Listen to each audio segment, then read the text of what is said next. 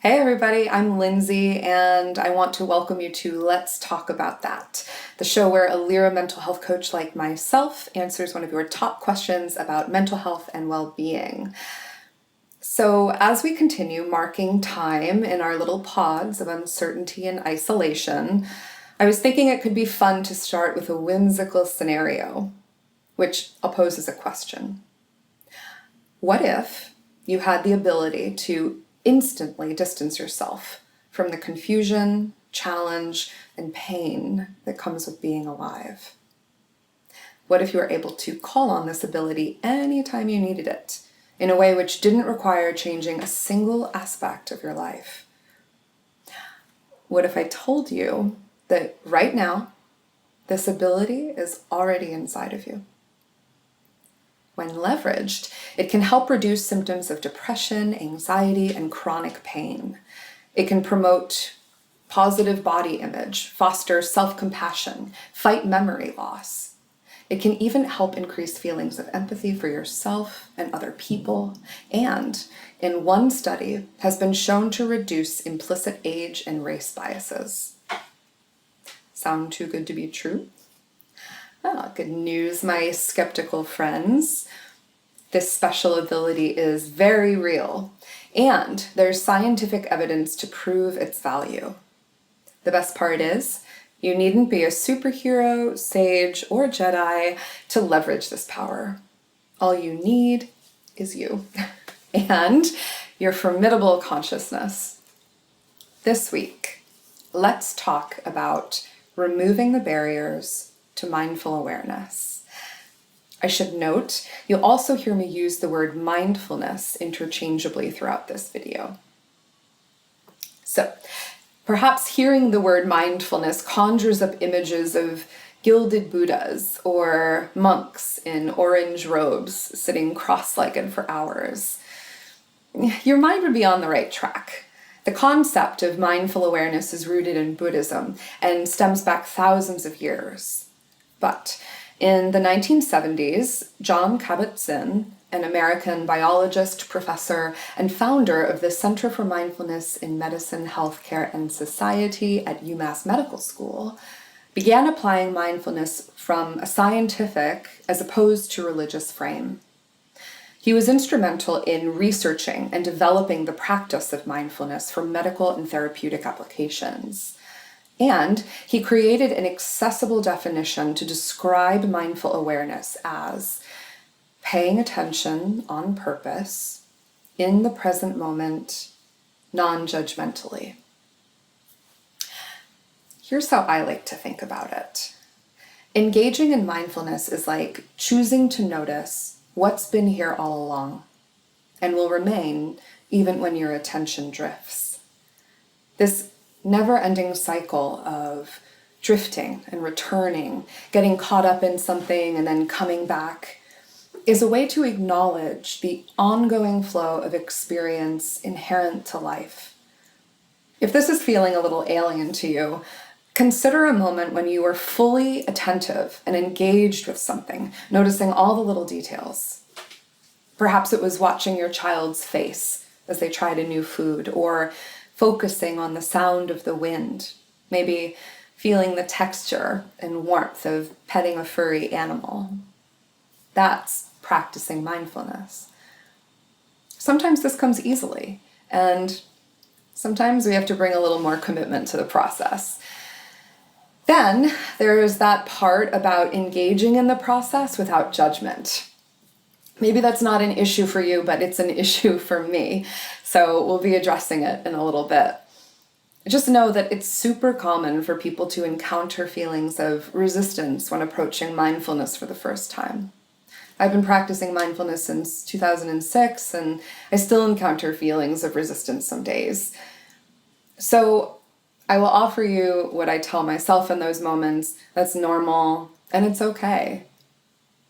Let's dig into some of the reasons why mindful awareness can feel daunting and learn how to work through them. One common concern that I hear from clients is that a mindfulness practice feels too passive or self-contained.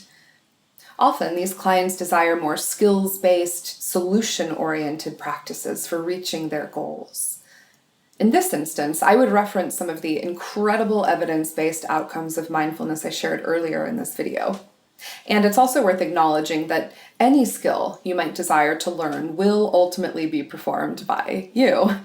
So, gaining insight into your thinking patterns, habits, and experience is a precursor to adopting any new skill or action. Another reason that people avoid practicing mindfulness is because they think it's the same thing as meditation. There are concerns about maybe doing it wrong or feeling like it's a practice which requires a spiritual aspect. But there's a key distinction here. Simply put, meditation involves intentionality. It asks you to train your attention on something such as your breath, a thought, or an activity of some kind, with the goal of achieving a mentally clear and emotionally calm state. While meditation is about harnessing attention, mindfulness is about keeping attention free, fluid, and unattached. The practice is to witness your experience as it unfolds, noticing the inevitable shifts inside and outside of you, without getting caught in judgment or other thoughts. Mindfulness is an unbounded process of discovery. There's no way to get it wrong. In fact, that very worry or feeling of messing up is a welcome part of the practice. This brings me to the most common concern that people have when engaging in mindful awareness. The uncomfortable feelings that come up by simply noticing, being with yourself. I get it. Being a human is hard. It's hard enough without shining a spotlight on every aspect of your experience. This is why there are billion-dollar industries designed to keep you endlessly distracted, preoccupied, stimulated, and ultimately disconnected from yourself. To make matters harder, your brain has evolved to judge, categorize, problem solve, and analyze. So, paying attention on purpose in the present moment, non-judgmentally, can feel like an unpleasant or even impossible task. First, I just want to acknowledge that, mindful awareness can be hard to do, especially when discomfort shows up. At this moment in time, it's demonstrating that for many of us, that it's hard to just sit with ourselves. It's so much easier to try and escape. But here, I borrow the words of someone much wiser than me. Carl Jung wrote, "What you resist not only persists, but will grow in size." Picture a time that you tried to not think or feel something. Did it work? Maybe, for a while. But did it go away? Probably not. It probably persisted, maybe even amplified over time, and that is the cost of avoidance. Now, it may seem counterintuitive to willingly come into contact with life's tougher stuff, but here's the thing. By purposefully paying attention to your experience without getting caught up in the story of your thoughts, something pretty cool starts to happen. You begin to realize that you are not your thoughts, feelings, or sensations. Rather, you are the one observing them. And forgive my colloquialism here, but this is where things can start to get a little trippy. Because if you stay with your experience long enough, paying attention, watching your thoughts and experiences like they were clouds passing through a blue sky, a distance begins to emerge. You start to transcend the thoughts. The judgments, assessments, puzzling, and catastrophizing begins to fall away. You're just sitting back and watching your mind do its job, creating little clouds of thought and interpretation. And you begin to realize that you are not the clouds, you're the sky. I hope that today's video has helped minimize some of the resistance that can arise when approaching a mindful awareness practice.